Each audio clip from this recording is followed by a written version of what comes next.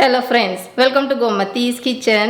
இன்னைக்கு நம்ம பார்க்க போற ரெசிபி பாத்தீங்க அப்படினா வரப்போற தீபாவளி அன்னைக்கு செய்யற மாதிரியான சுழியம் எப்படி செய்யலாம் அப்படிங்கறத பார்க்கலாம்.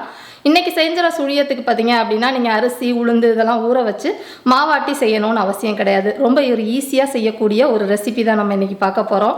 இதே மாதிரி நம்ம சேனல்ல தீபாவளிக்கு செய்யக்கூடிய எல்லா பலகார வகைகளும் போட்டுருக்கேன். அந்த ரெசிபியோட லிங்க் எல்லாமே தனித்தனியா கீழே டிஸ்கிரிப்ஷன்ல இருக்கு. விருப்பப்பட்டா செக் பண்ணி பார்த்துக்கோங்க. இப்போ வாங்க இந்த சுழியம் எப்படி செய்யலாங்கிறத பார்க்கலாம். கோமதிஸ் கிச்சனை சப்ஸ்கிரைப் பண்ணாதவங்க சப்ஸ்கிரைப் பட்டனை ப்ரெஸ் பண்ணிக்கோங்க. உடனுக்குடனே அப்டேட் வேணும் அப்படின்னா பக்கத்தில் இருக்க பெல் பட்டனில் ஆல்ங்கிற ஆப்ஷனை மறக்காமல் ப்ரெஸ் பண்ணி வச்சுக்கோங்க. இப்போ சுழியம் செய்கிறதுக்குன்னு பார்த்தீங்கன்னா முதல்ல பூரணத்துக்கு நம்ம பருப்பு வேக வைக்கணும். அதுக்கு நான் இன்றைக்கி எடுத்துருக்கிறதுன்னு பார்த்தீங்கன்னா மெஷரிங் கப்பில் 1 கப் அளவுக்கு கடலைப்பருப்பு நல்லா தலை தட்டி 1 கப்பு எடுத்துக்கோங்க. அதை நல்லா ஒரு 2 தடவை கழுவிட்டு ஒரு அரை மணி நேரம் ஊற வச்சுடுங்க. ஊற வச்சதுக்கு அப்புறமா அந்த தண்ணியை கழுவிட்டு பருப்பை குக்கரில் போட்டு 1 கப்பு பருப்புக்கு 2 கப்பு தண்ணி ஊற்றிக்கோங்க. இந்த மாதிரி ஊற வைக்கிறதுனால நமக்கு பருப்பு ஒரு 2 விசிலில் சூப்பராக வெந்து வந்துடும். இப்போ இதை குக்கரை மூடிக்கலாம். இதுலேயே நம்ம ப்ரெஷர் வச்சுட்டு ஒரு மிதமான தீயில் 2 விசில் விடுங்க. நல்லா வெந்துடும் ஊறினதுக்கு. சப்போஸ் ஊற வைக்க டைம் இல்லை அப்படின்னா 4 விசிலாக வச்சுக்கோங்க. நல்லா பக்குவமாக உங்களுக்கு வெந்து வந்துடும். இப்போ பார்த்தீங்கன்னா நான் 2 விசில் வச்சுருந்தேன். ப்ரெஷர் ரிலீஸ் ஆகிடுச்சு. ஓப்பன் பண்ணி பார்த்துடலாம்.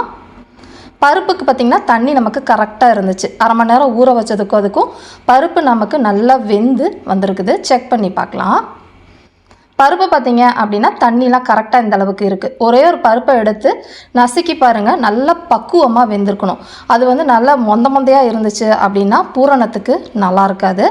இப்போ இதை நம்ம ஒரு பொட்டேட்டோ ஸ்மாஷரை வச்சு பருப்பை நம்ம மசிச்சு விட்டுக்கலாம். சப்போஸ் உங்கள்கிட்ட இந்த மாதிரி பொட்டேட்டோ ஸ்மாஷர் இல்லை அப்படின்னா ஆற வச்சுட்டு மிக்சியில் பல்ஸில் ஒரு 2 தடவை 3 தடவை விட்டுக்கோங்க. முக்கியமாக பேஸ்ட் மாதிரி ஆக்கிடக்கூடாது. அங்கங்கே ஒரு பருப்பு இருந்துச்சுன்னா சாப்பிட்றதுக்கு சுழியம் ரொம்ப நல்லாயிருக்கும். இப்போ நம்ம ஊற்றின தண்ணி இன்றைக்கி பருப்புக்கு கரெக்டாக இருக்கும். சப்போஸ் தண்ணி இருந்துச்சு அப்படின்னா தண்ணியை வடிகட்டியை வச்சுட்டு வடிச்சிட்டு பருப்பு மட்டும் மசிச்சுக்கோங்க. ரொம்ப அதிகமாக தண்ணி சேர்த்துற வேண்டாம். இப்போ பார்த்தீங்கன்னா பருப்பு நல்லா மசிச்சு விட்டுட்டேன். அங்கங்கே ஒரு பருப்பு ஒன்றும் பாதியமாக இந்த அளவுக்கு இருக்கணும். இப்போ இது கொஞ்சம் நேரம் எடுத்து வச்சுட்டு இந்த பூரணத்துக்கு நம்ம வெல்லத்தை கரைச்சி சேர்த்துக்க போகிறோம். அதுக்கு நம்ம 1 கப்பு பருப்புக்குன்னு பார்த்தீங்க அப்படின்னா 1.5லேருந்து 2 கப்பு வரைக்கும் நீங்கள் வெல்லம் சேர்த்துக்கலாம். உங்களுக்கு நல்ல தித்திப்பாக வேணும் அப்படின்னா நீங்கள் 2 கப்பு சேர்த்துக்கோங்க. 1.5 கப்பு நார்மலாக இருக்கும். இப்போ இந்த 1.5 கப்பு வெல்லத்திலே பார்த்தீங்க அப்படின்னா ஒரு 1/4 கப்புக்கு அளவுக்கு மட்டும் தண்ணி சேர்த்துக்கோங்க. ரொம்ப அதிகமாக தண்ணி சேர்த்துற வேண்டாம். இப்போ அடுப்பு தீயை கொஞ்சம் மிதமாக வச்சுக்கோங்க. வச்சு நல்லா கலந்துக்கிட்டு இந்த வெல்லம் கரையணும். இதுக்கு நம்ம பாகு பதம் பார்க்க போகிறது கிடையாது. வெல்லத்தில் பார்த்திங்கன்னா தூசு மண் இருக்கும். அதுக்கு வடிகட்டுறதுக்காக இந்த தண்ணியை ஊற்றி கரைச்சிக்கிட்டு இருக்கிறோம். இப்போ பார்த்திங்கன்னா வெல்லம் நல்லா கரைஞ்சி இந்த அளவுக்கு வந்துருச்சு. இந்த சமயத்தில் அடுப்பு ஆஃப் பண்ணிடலாம். இப்போ அடுப்பை ஆஃப் பண்ண உடனே நம்ம பூரணம் செய்ய ஆரம்பிச்சிடுவோம். பூரணம் செய்கிறதுக்குன்னு பார்த்திங்கன்னா நான் ஒரு அகலமான சட்டியோ இல்லை பேனோ எடுத்துக்கோங்க. இப்போ இதில் நம்ம கரைச்ச வெல்லத்தை வடிச்சுக்கலாம். இப்போ இதிலே பார்த்திங்கன்னா ஒரு சிட்டிகை அளவுக்கு உப்பு சேர்த்துக்கோங்க. இனிப்புனால கொஞ்சமாக உப்பு போடணும். கூடவே இப்போ மசிச்சு வச்சுருக்கிற அந்த பருப்பையும் சேர்த்துக்கலாம்.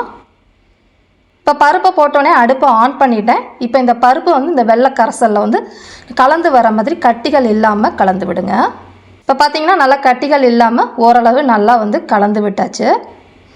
இப்போ இந்த சமயத்தில் இதில் தேங்காய் சேர்த்துக்க போகிறோம். தேங்காய் நீங்கள் 1/2 கப்லேருந்து 1 கப்பு வரைக்கும் நீங்கள் சேர்த்துக்கலாம். நல்லாயிருக்கும்.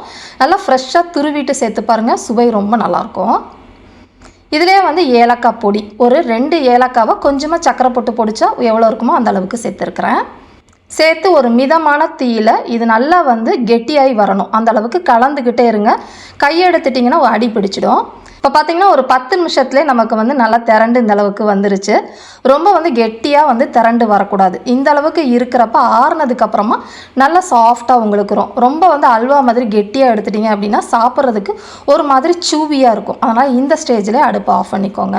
இது நல்லா ஆறட்டும். ஆறுனதுக்கப்புறமா இதை உருட்டிக்கலாம். இதை ஆறுற சமயத்துக்குள்ளே பார்த்திங்க அப்படின்னா நம்ம மேல் மாவுக்கு மாவை கரைச்சிக்கலாம். இப்போ இந்த மேல் மாவு செய்கிறதுக்குன்னு பார்த்திங்கன்னா ஒரு பாத்திரத்தில் எந்த கப்பில் நம்ம கடலைப்பருப்பு அளந்தோமோ அதே கப்பில் 1லேருந்து 1.5 கப் அளவுக்கு மைதா சேர்த்துக்கோங்க. மைதாவுக்கு பதிலாக கோதுமை மாவை செய்யலாமான்னு கேட்பீங்க. நான் இது வரைக்கும் கோதுமை மாவில் செஞ்சதில்லை. டேஸ்ட் எப்படி இருக்கும்னு தெரியல. நீங்கள் வேணால் ட்ரை பண்ணி பாருங்கள். அடுத்ததாக வந்து கொஞ்சம் கிறிஸ்பியாக இருக்கணும் அப்படிங்கிறதுக்காக 1/4 கப் அளவுக்கு நல்ல நைஸாக இருக்கிற அரிசி மாவு சேர்த்துக்கலாம். இப்போ இதில் வந்து தேவையான அளவு உப்பு, 1/2 டீஸ்பூன் அளவுக்கு டேபிள் சால்ட்டு சேர்த்துக்கோங்க. இப்போ முதல்ல வந்து உப்பு எல்லா பக்கமும் கலந்து விட்டுட்டு பச்சை தண்ணி ஊற்றி பஜ்ஜி மாவு பதத்துக்கு மாவை கரைச்சிக்கலாம். இந்த மாவு ரொம்ப திக்காகவும் இருக்கக்கூடாது, ரொம்ப தண்ணியாகவும் இருக்கக்கூடாது. முதல்ல கொஞ்சம் போல் தண்ணி ஊற்றி அந்த கட்டிகள் இல்லாமல் நல்லா கரைச்சிட்டு அதுக்கப்புறமா தேவையான அளவு தண்ணி ஊற்றினீங்க அப்படின்னா கட்டிகள் வராமல் இருக்கும். இப்போ பார்த்தீங்கன்னா மாவு நல்லா கரைச்சிட்டேன். நீங்கள் விஸ்கு வச்சு கலக்கலான்னு சொல்லலாம். கையில் போடுறப்ப தான் கொஞ்சமாக மாவு புளிக்கும். அந்த மாதிரி புளிக்கிறப்ப சுழியத்தோட டேஸ்ட்டு நல்லாயிருக்கும். அதனால் கையிலே கலந்துக்கோங்க. இந்த மாவு வந்து ஒரு 10 நிமிஷத்துக்கு மூடி வச்சுடுங்க. ரொம்ப நேரம் ஊற வச்சிங்க அப்படின்னா எண்ணெய் குடிக்க ஆரம்பிச்சிடும். அது ஊறிக்கிட்டு இருக்க சமயத்துக்குள்ளே பார்த்தீங்கன்னா நான் இங்கே வந்து சுழியத்துக்கு அந்த பூரணம் ஆறிடுச்சு. தேவையான சைஸில் வந்து உருட்டி வச்சுருக்கிறேன். நம்ம தீபாவளி சமயத்தில் பார்த்திங்க அப்படின்னா காலையில் நம்ம எந்திரிச்சு நிறைய டிஃபனுக்கு செய்கிற மாதிரி இருக்கும். அந்த மாதிரி சமயத்தில் இந்த பூரணத்தை நீங்கள் முதல் நாள் நைட்டே செஞ்சு ஃப்ரிட்ஜுக்குள்ளே வச்சுக்கலாம். இந்த பூரணம் ஒரு 2-3 நாள் ஆனாலும் கெட்டு போகாது. செஞ்சு வச்சுட்டிங்கன்னா காலையில் எந்திரிச்சு மேல் மாவு கலந்து நீங்கள் சுழியம் ஈஸியாக செஞ்சிடலாம். இப்போ நம்ம சுழியம் செய்கிறதுக்கு உருட்டி வச்சாச்சு. அதே மாதிரி மாவும் 10 நிமிஷம் நல்லா ஊறிடுச்சு. இப்போ சுழியம் செய்ய ஆரம்பிக்கலாம். இந்த சுழியம் செய்கிறதுக்கு எண்ணெய் வந்து பக்குவமாக காஞ்சதுக்கு அப்புறமா ஒரு உருண்டையாக எடுத்து நம்ம கலந்து வச்ச மாவில் எப்படி நம்ம பஜ்ஜி போடுவோமோ அதே மாதிரி தோச்சி எடுத்துட்டு அந்த மாவு எக்ஸ்ட்ரா இருக்க மாவை சைடில் விளிம்பில் லைட்டாக வழிச்சிட்டு அதுக்கப்புறமா சட்டியில் போடுங்க. அப்படியே போட்டிங்கன்னா அங்கங்கே வந்து உருண்டு பூந்தி வர மாதிரி வந்துடும். இப்போ வந்து ஒரு சட்டிக்கு பார்த்தீங்கன்னா எத்தனை கொள்ளுதோ அதுக்கேற்ற மாதிரி நீங்கள் போட்டுக்கலாம். இது வேக வைக்கிறதுன்னு பார்த்தீங்கன்னா கொஞ்சம் ஒரு மிதமான தீயிலே ஒரு 2-3 நிமிஷத்துலேயே உங்களுக்கு வெந்துடும். ஏன்னா வந்து பூரணம் உள்ளே ஆல்ரெடி வெந்தது தான், மேல் மாவு மட்டும் நமக்கு வெந்து வரணும். எல்லா சைடும் நல்லா திருப்பி விட்டு இந்த அளவுக்கு வெந்ததுக்கு அப்புறமா நம்ம எடுத்துடலாம். ரொம்ப வந்து செவக்க வைக்கணும்னு அவசியம் கிடையாது. இந்த ஸ்டேஜில் எடுத்தோம் அப்படின்னா ஃபஸ்ட்டு மொறுமொறுப்பாக இருக்கும். லேட்டாக நல்லா சாஃப்டாக சாப்பிட்றதுக்கு செம்ம டேஸ்ட்டாக இருக்கும். ட்ரை பண்ணி பாருங்கள். இதே மாதிரி அளவுகளோட இந்த தீபாவளிக்கு இந்த சுழியம் செஞ்சு பார்த்துட்டு எப்படி இருக்குது அப்படிங்கிறத மறக்காமல் கமெண்ட் பண்ணுங்கள். வீடியோ பிடிச்சிருந்தாலும் கமெண்ட் பண்ணுங்கள், லைக் பண்ணுங்கள், ஷேர் பண்ணுங்கள். மறக்காமல் கோமதிஸ் கிச்சன் சேனலையும் சப்ஸ்கிரைப் பண்ணி வச்சுக்கோங்க. தேங்க்ஸ் ஃபார் வாட்சிங்.